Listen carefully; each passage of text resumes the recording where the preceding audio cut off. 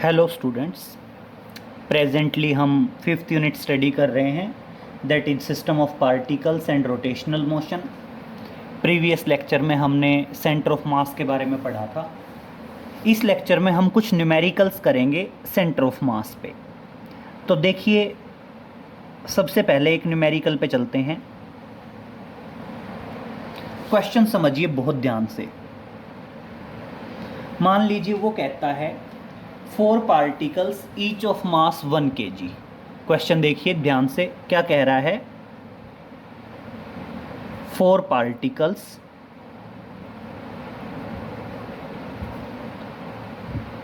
Each of mass 1 kg are placed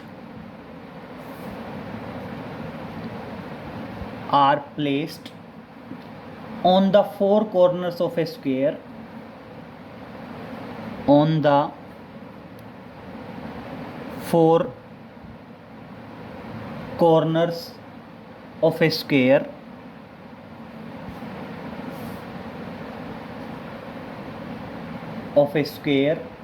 of side 1 meter, of side 1 metre. और अब कहता है find out the coordinate and position vector of centre of mass. और क्या है? Find out the coordinates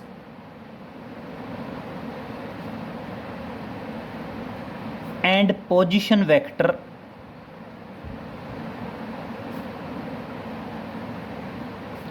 of centre of mass.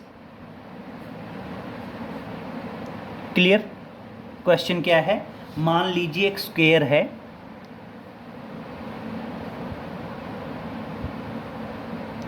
Square की side है 1 metre और चारों कॉर्नर्स पे 4 मास हैं ऑफ 1 kg। और क्या फाइंड आउट करना है? सेंटर ऑफ मास का कोऑर्डिनेट, सेंटर ऑफ मास के कोऑर्डिनेट और सेंटर ऑफ मास का पोजीशन वेक्टर। क्लियर? और इसी से रिलेटेड एक क्वेश्चन और ले लीजिए। क्या मान लीजिए 3 point masses, that is if 3 point masses 100 gram, 150 gram and 200 gram are situated at the vertices of equilateral triangle, are situated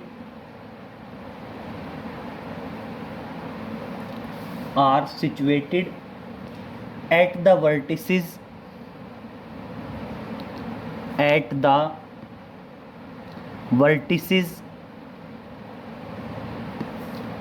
of an equilateral triangle,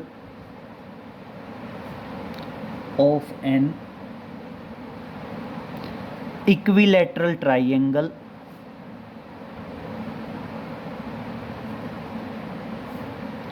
of side 0.5 metre. Clear? और अब कहता है find out the coordinate of centre of mass. Find out coordinates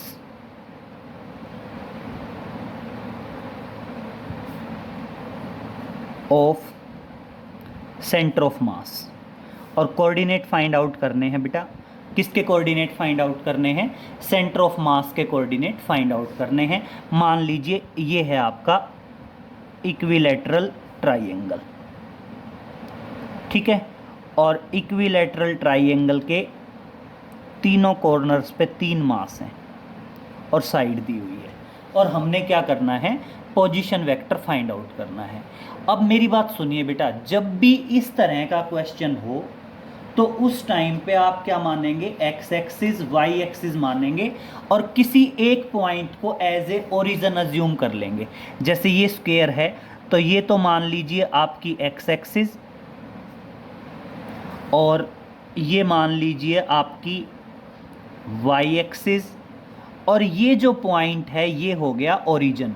और अगर बेटा ये origin है तो इसके कोऑर्डिनेट क्या हो जाएंगे, 0 0। क्लियर। सेम इसी तरह ये मान लीजिए एक्स एक्सिस और इसके बिल्कुल परपेंडिकुलर ये मान लीजिए वाई एक्सिस, और ये अगर ओरिजिन हो गया तो इसके कोऑर्डिनेट हो गए 0 0। क्लियर। ऐसे क्वेश्चन में सबसे पहला पॉइंट यही है। उसके बाद समझिए अब क्या करना है बेटा, साइड 1 मीटर दी गई है, तो देखिए ये एक्स एक्सिस है, तो अगर मैं इस पॉइंट की बात करूं तो इस पॉइंट पे एक्स कोऑर्डिनेट तो 1 और वाई कोऑर्डिनेट की वैल्यू क्या हो जाएगी, 0। सेम इसी तरह मैं ये वाई एक्सिस है, अगर मैं इस पॉइंट पे आऊं तो इस पॉइंट पे एक्स कोऑर्डिनेट की वैल्यू तो वही 0, लेकिन साइड 1 मीटर बता रखी थी ना भाई, क्यू स्क्वायर है, स्क्वायर की साइड 1 मीटर है, ये भी 1 मीटर है, तो इसका मतलब मैं यहाँ तक आया तो आपके वाई कोऑर्डिनेट की वैल्यू क्या हो जाएगी, 1। और अगर मैं इस पॉइंट की बात करूं तो इस पॉइंट पे x कोऑर्डिनेट भी 1 है और इस पॉइंट पे y कोऑर्डिनेट भी 1 है, तो इस पॉइंट के कोऑर्डिनेट हो जाएंगे 1 × 1। तो इस टाइप के क्वेश्चन में सबसे इम्पोर्टेंट पॉइंट होता है कि चारों के आपको कोऑर्डिनेट पता हो। सिंपल एक को ओरिजिन की तरह मानो और उसके बाद आप वैल्यू रख देंगे। और अब आपको ये तो पता ही है कि हर एक कॉर्नर जो है, हर एक कॉर्नर पे मास कितना है, 1 kg है, तो m1 लेते चलें इधर। तो देखो मान लो ये m1, ये m2, ये m3 और ये m4। तो अगर मैं मान लीजिए सेंटर ऑफ मास के x कोऑर्डिनेट की बात करूं तो सेंटर ऑफ मास का x कोऑर्डिनेट क्या आ जाएगा बेटा, m1 x1 plus m2 x2 plus m3 x3 plus m4 x4 और अपॉन क्या आ जाएगा बेटा, m1 plus m2 plus m3 plus m4। Clear. तो चलो मान लीजिए x कोऑर्डिनेट की वैल्यू आई, इसको मान लीजिए m1, सारे के सारे मास चाहे m1 हो m2 हो सारे 1 1 kg के दे रखे हैं। तो सुनिए बेटा ऑटोमेटिक क्या हो गया, m1 की वैल्यू 1, x1 ये x1 मान लीजिए x1 की वैल्यू 0 प्लस m2 फिर क्योंकि मास तो चारों 1 है, और इसको मान लीजिए x2 की वैल्यू 1 प्लस m3 फिर 1 kg और x3 की वैल्यू 1 प्लस m4 और x4 की वैल्यू 0 और अपॉन क्या आ गया बेटा, 1 प्लस 1 प्लस 1 प्लस 1, चारों m1 plus m2 plus m3 plus m4। अब यहाँ देखिए 0 1 1 0, 1 plus 1 2, 2 divided by 4 that is 1/2। क्या हो गया, 1/2। तो इस तरह से आपके x कोऑर्डिनेट की वैल्यू क्या आई, 1/2 आ गई। फिर हम बात करते हैं y कोऑर्डिनेट की वैल्यू की। अब सुनिए y कोऑर्डिनेट की वैल्यू भी क्या आएगी बेटा, सेम उसी पैटर्न से चलेंगे, m1 y1 plus m2 y2 plus m3 y3 plus m4 y4 और डिवाइडेड बाय क्या कर देंगे बेटा, डिवाइडेड बाय आ जाएगा m1 plus m2 plus m3 plus m4। तो देखिए वैल्यू रख रहे हैं, समझिए y कोऑर्डिनेट m1 की वैल्यू 1, y1 की वैल्यू 0 प्लस m2 की वैल्यू 1, y2 की वैल्यू 0 प्लस m3 की वैल्यू 1 और y3 की वैल्यू 1 प्लस m4 की वैल्यू 1 और y4 की वैल्यू क्या आ गई, 1 आ गई। क्लियर। तो इस तरह से डिवाइडेड बाय क्या आ जाएगा, डिवाइडेड बाय आ जाएगा 1 प्लस 1 प्लस 1 प्लस 1। तो इस तरह से क्या आया, 2/4 और दैट इज 1/2। क्लियर। तो देखिए अगर मैं कोऑर्डिनेट्स की बात करूं, अगर मैं बात करूं कोऑर्डिनेट्स, सेंटर ऑफ मास के, तो आपके कोऑर्डिनेट आ जाएंगे 1/2 1/2। क्लियर। और इसको चाहो तो ऐसे लिख सकते हो 1/2 मतलब 0.5 और 0.5। और अगर मान लीजिए बेटा पोजीशन वेक्टर की बात करें तो पोजीशन वेक्टर में तो कोई इश्यू है ही नहीं, बस आई जे के लगाना है, एक्स कोऑर्डिनेट के साथ आई और वाई कोऑर्डिनेट के साथ जे आ जाएगा। तो ये तो कोऑर्डिनेट थे सेंटर ऑफ मास के। और अगर सेंटर ऑफ मास का हमने पोजीशन वेक्टर लिखना हो तो सेंटर ऑफ मास का पोजीशन वेक्टर क्या आ जाएगा, इसके साथ आई लगा देना, इसके साथ जे लगा देना, सिंपल हो जाएगा 0.5 आई प्लस 0.5 जे। अब यहां देखिए इस दूसरे क्वेश्चन पे आते हैं। इस क्वेश्चन में स्क्वायर की बजाय हमें क्या दे रखा है, ट्राइंगल दे रखा है। और ट्राइंगल भी कैसी दी है, इक्विलेटरल ट्राइंगल दी है। लेकिन यहाँ पे मास अलग अलग है, इस पॉइंट का मास अलग है, इस पॉइंट का मास अलग है, इस पॉइंट का मास अलग है। एक को m1 मान लो, एक को m2 मान लो, एक को क्या मान लीजिए m3 मान लीजिए। मान लीजिए ये m1 है, m1 की वैल्यू कितनी है 100 ग्राम। ये m2 है, m2 की वैल्यू कितनी है बेटा 150 ग्राम। और ये m3 है, m3 की वैल्यू क्या है बेटा, मान लीजिए m3 की वैल्यू है आपकी 200 ग्राम। अब इसके कोऑर्डिनेट तो सिंपल हैं। अब इक्विलेटरल ट्राइंगल है बेटा, इक्विलेटरल ट्राइंगल है तो ये साइड भी 0.5 मीटर, ये भी 0.5 मीटर और ये भी 0.5 मीटर। तो समझिए अगर मैं इस कोऑर्डिनेट की बात करूं तो सिर्फ x कोऑर्डिनेट इंक्रीज होगा और इसकी वैल्यू क्या आ जाएगी 0.5 और y कोऑर्डिनेट की वैल्यू 0। बस प्रॉब्लम है सिर्फ यहाँ वाले कोऑर्डिनेट की। और अब मेरी बात सुनिए, यहाँ वाला कोऑर्डिनेट कैसे निकालेंगे भाई, परपेंडिकुलर ड्रा कर दीजिए, नॉर्मल ड्रा कर दीजिए। तो मेरे हिसाब से ये कंप्लीट 0.5 था, तो ये क्या हो गया 0.5 का हाफ हो गया, 0.5 का हाफ मतलब 0.25। तो ऑटोमेटिक इस पॉइंट पे x कोऑर्डिनेट की वैल्यू तो क्या आ गई 0.25, क्योंकि देखो भाई इस पॉइंट पे x की वैल्यू जस्ट मिड में है, हाफ है, पूरी 0.5 थी तो हाफ कितनी आ जाएगी 0.25।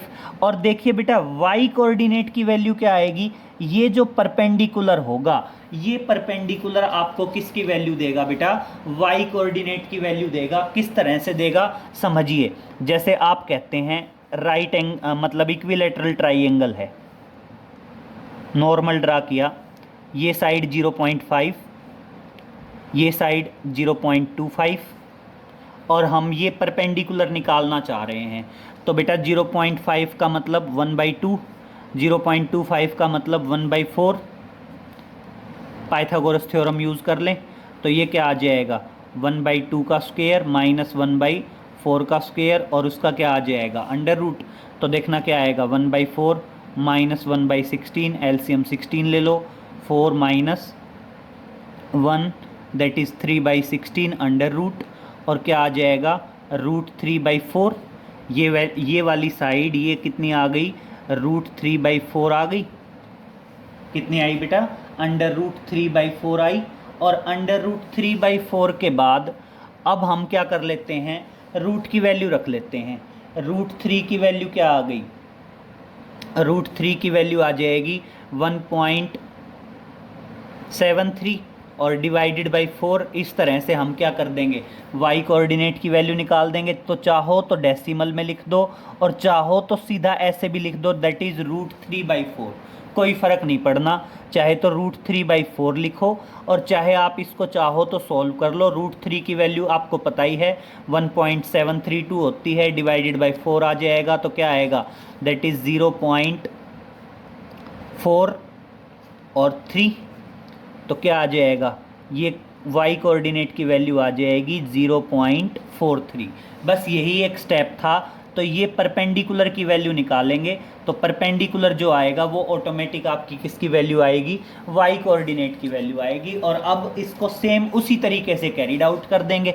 कैसे, आपके x कोऑर्डिनेट की वैल्यू आएगी बेटा m1x1 plus m2x2 plus m3x3 और डिवाइडेड बाय क्या हो जाएगा बेटा m1 plus m2 plus m3। तो चलिए वैल्यू पुटअप करते हैं। m1 की वैल्यू 100, x1 की वैल्यू 0 प्लस m2 की वैल्यू 150 इंटू x2 की वैल्यू 0.5, m3 की वैल्यू 200 इंटू x3 की वैल्यू 0.25 और डिवाइडेड बाय क्या आ गया बेटा, m1 प्लस m2 और प्लस m3, यही आया ना बेटा। और अब समझिए क्या आएगा, जस्ट इसको सोल्व कर लो। आपका x कोऑर्डिनेट आ जाएगा that is 0 plus 150 into 0.5, I think 75, clear. फिर 200 मल्टीप्लाइड बाई 0.25, आई थिंक 50 और डिवाइडेड बाई कितना हो गया, दैट इज 300 450। और इस तरह से वैल्यू क्या आई, 75 plus 50 that is 125 divided by 450। और इस तरह से अगर हम इसको सॉल्व करते हैं तो हमारी किसकी वैल्यू आएगी बेटा, x कोऑर्डिनेट की वैल्यू आएगी। और आपका x कोऑर्डिनेट कितना आ जाता है, दैट इज 5/18। कितना आ जाता है,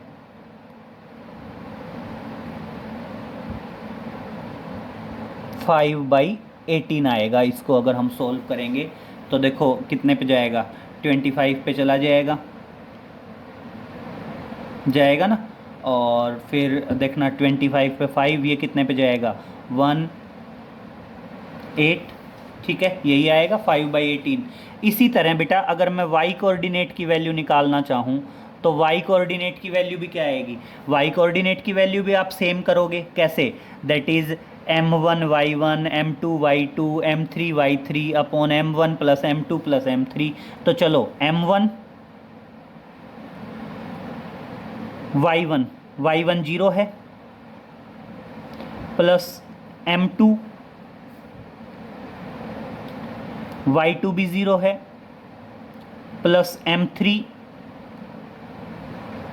इंटू y3 क्या है 0.43 और डिवाइडेड बाय क्या आ गया बेटा, डिवाइडेड बाय आ गया m1 plus m2 plus m3।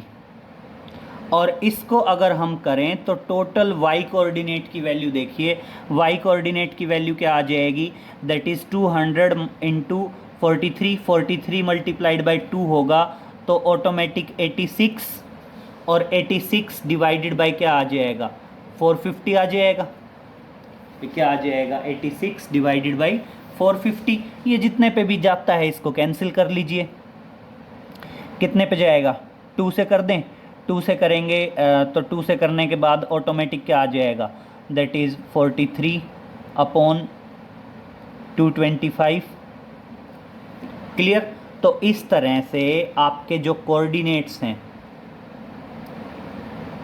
Coordinates आ जाएंगे दैट इज़ 5/18, ये तो आपका x कोऑर्डिनेट आएगा, और 43/225 ये क्या आ जाएगा, आपका y कोऑर्डिनेट आ जाएगा। तो इस तरह के कोई भी क्वेश्चन आएंगे तो सिंपल वे में है कि एक कॉर्नर को ओरिजिन की तरह डील करेंगे, फिर आप नॉर्मल कोऑर्डिनेट निकाल लेंगे और उसकी वैल्यू फाइंड आउट कर लेंगे, क्लियर। अब देखिए इसी तरह का एक क्वेश्चन और कैरिड आउट करने की कोशिश करते हैं, समझिए। नेक्स्ट पे आते हैं बेटा।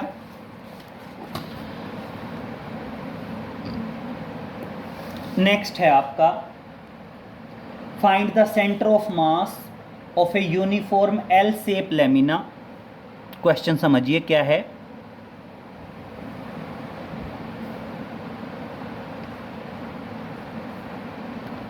Find the centre of mass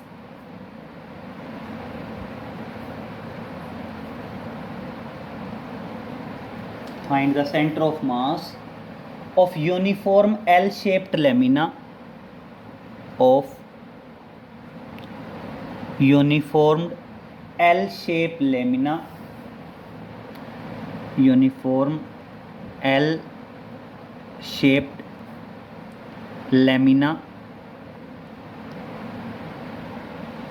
as shown in the figure।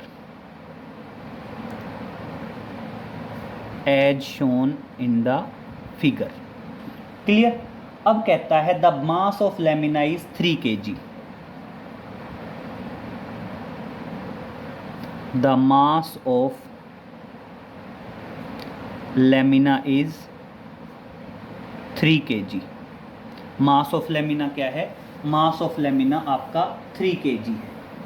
Clear. अब समझिए, अब क्या करेंगे? सबसे पहले फिगर उसने दिया है एल शेप लेमिना है, मान लो ये दे रखा है एल शेप लेमिना।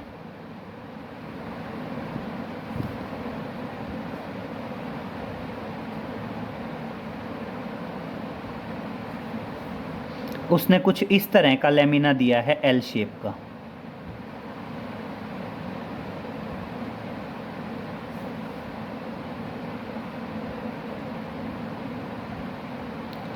ठीक है, इस एल शेप लेमिना का वो क्या निकलवा रहा है? सेंटर ऑफ मास कैलकुलेट करवा रहा है। और इसका टोटल मास क्या दिया है बेटा? 3 kg दिया है। तो इसको भी देखो आप क्या करोगे? सिंपल 3 kg है, इसको 3 इक्वल इक्वल पोर्शन में डिवाइड कर दें। एक पोर्शन ये हो गया, एक पोर्शन ये, तो 3 पोर्शन हो गए। और अब बेटा क्या मान लो? इसको मान लो एक्स एक्सिस, इसको मान लो वाई एक्सिस।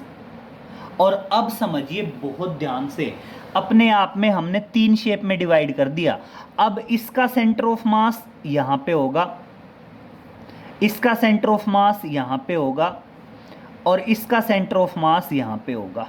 तीनों के सेंटर ऑफ मास होंगे अलग अलग। और अब हम क्या करेंगे बेटा? तीनों के सेंटर ऑफ मास के एक्स कोऑर्डिनेट और वाई कोऑर्डिनेट की वैल्यू रखेंगे, और उसके बाद तीनों का अपने आप में कैरिड आउट कर लेंगे। कैसे कैरिड आउट करेंगे? क्योंकि देखो टोटल मास 3 kg है, तो इसका मास 1 kg होगा, इसका भी 1 kg होगा, इसका भी क्या होगा? 1 kg। और तीनों के कोऑर्डिनेट्स की वैल्यू आप प्लेस्ड करते चले जाएंगे। और अब मेरी बात समझिए, किस तरह से प्लेस्ड करते जाएंगे वो चीज़ क्लियर करिए। आप क्या मानोगे? उसने फिगर में शेप दे रखी है, मतलब फिगर में शेप में क्या दिया है कि ये जो कंप्लीट साइड है, ये कंप्लीट साइड 2 मीटर है, और ये जो कंप्लीट साइड है ये 1 मीटर है, और 3 बराबर पोर्शन डिवाइड कर रखे हैं। तो आई थिंक ये पोर्शन भी 1 मीटर, ये भी 1 मीटर, ये भी 2 मीटर। तो देखिए मैं तीनों के कोऑर्डिनेट्स की वैल्यू रख रहा हूं बेटा, समझना।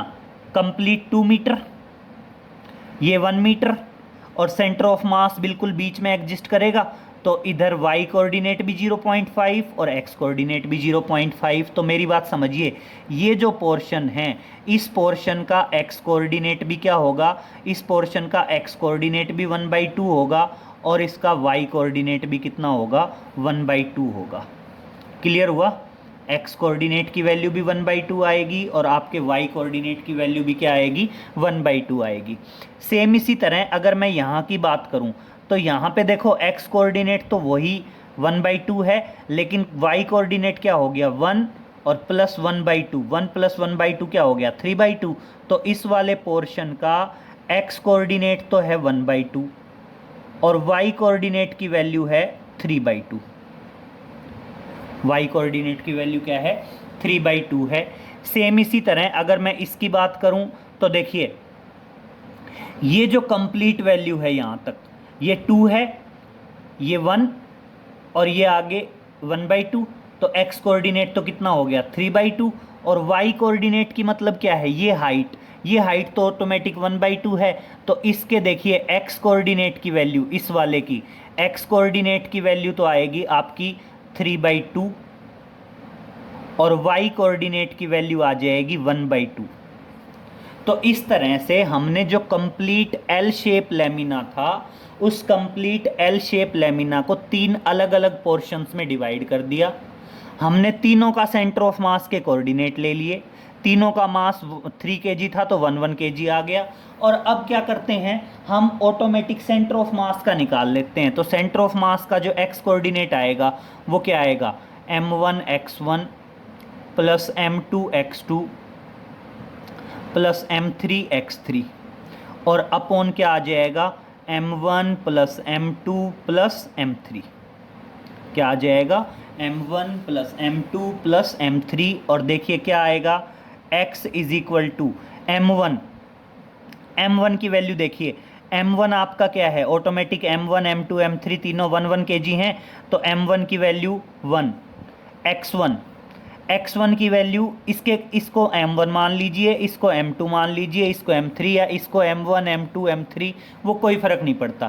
तो m1 x कोऑर्डिनेट मान लो मैं इसको m1 ले रहा हूँ, इसको m2, इसको m3, तो 1 इंटू इसके कोऑर्डिनेट कितने आ गए, 1/2 प्लस m2 की वैल्यू फिर 1, इसका x कोऑर्डिनेट 1/2 प्लस m3 भी 1 और इसका x कोऑर्डिनेट 3/2 और साथ में क्या आ गया, m1 plus m2 plus m3।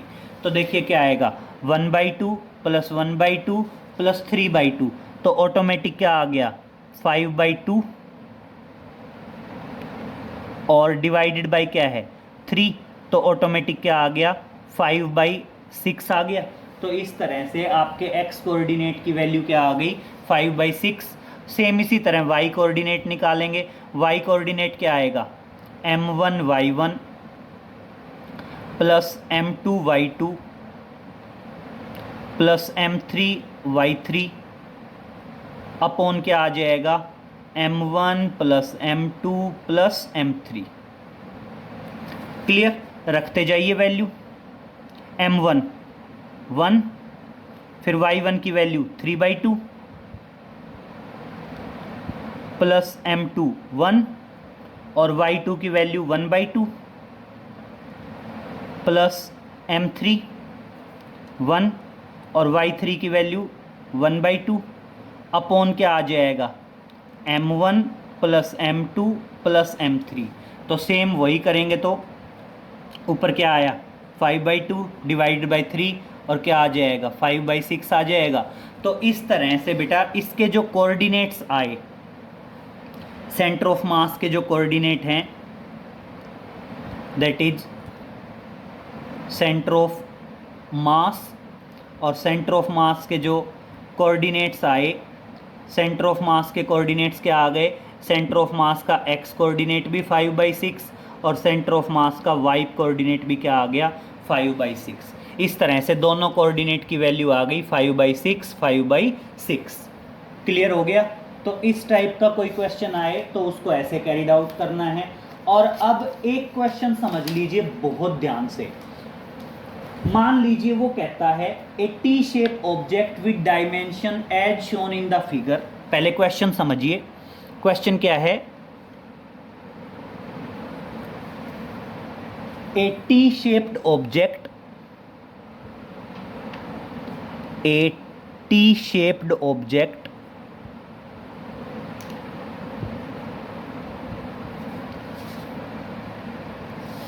with dimension shown in the figure, with dimensions shown in the figure,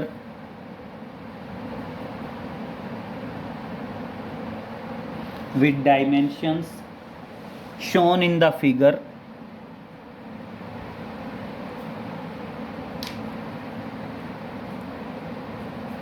with dimension shown in the figure is lying on a smooth floor,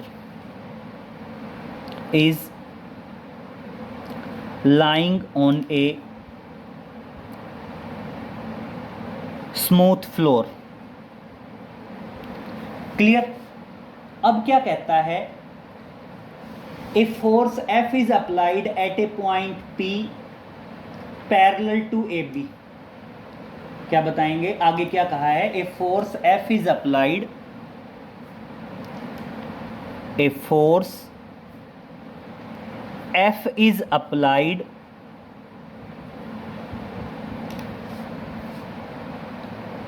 at a point P parallel to AB, at a point P parallel to AB। Clear? Such that object has only translational motion without rotation। तो क्या है, parallel to A B such that object has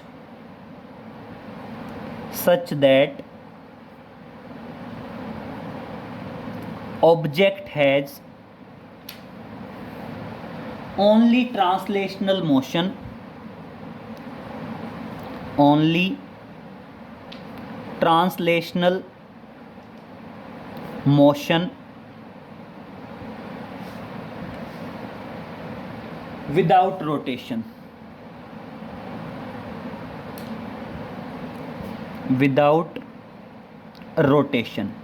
बिना किसी rotation के। अब कहता है find the distance of location of point P from C। Find out the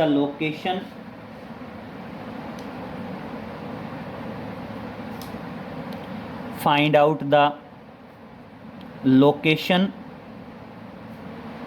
of point P from point C। अब एक बार डायग्राम देखिए, मेन चीज जो है क्वेश्चन में वो डायग्राम है। उसने क्या बताया है, टी शेप दी है। टी शेप में क्या दिया है बेटा,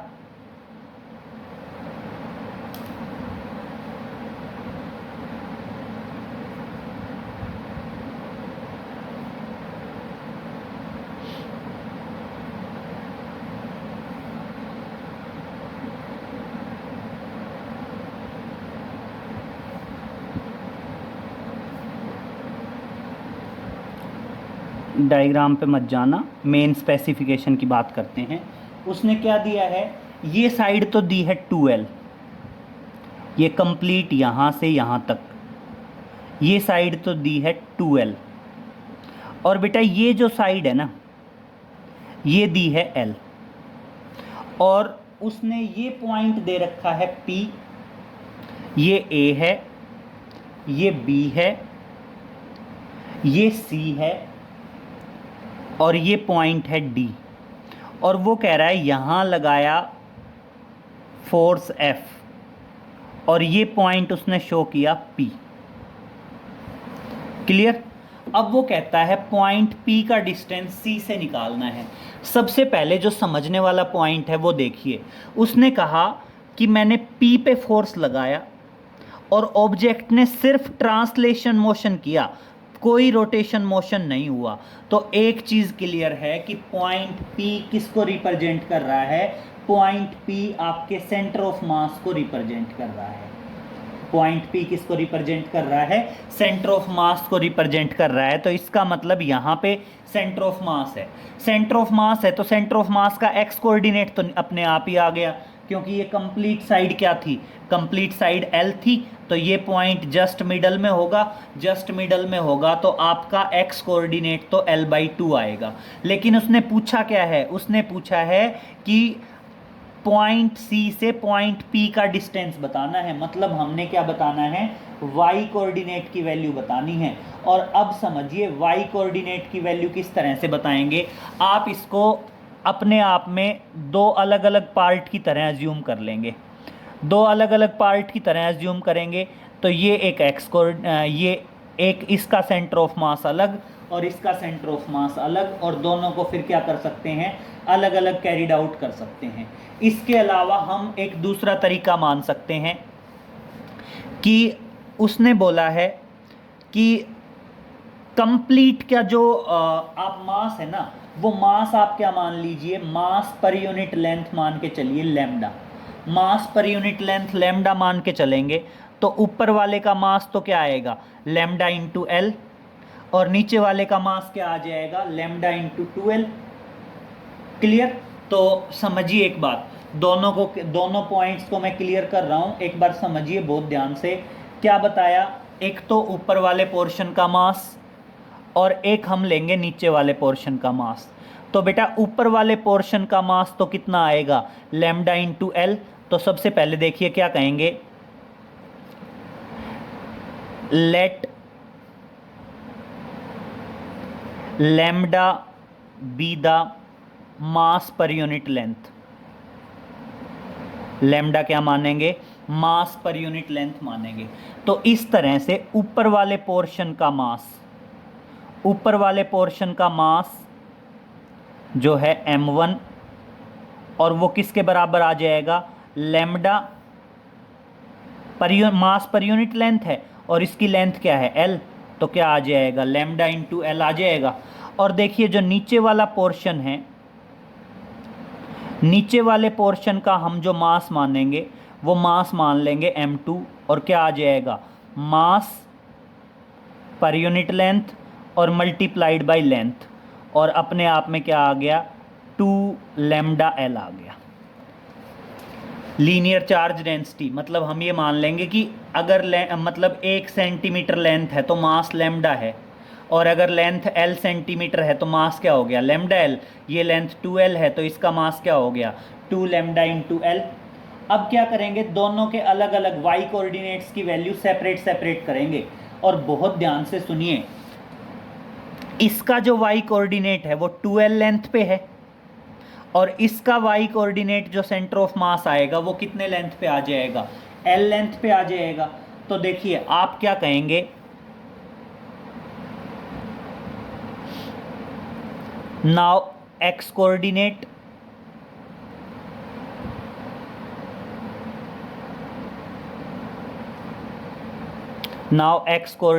of center of mass will be equal to L/2।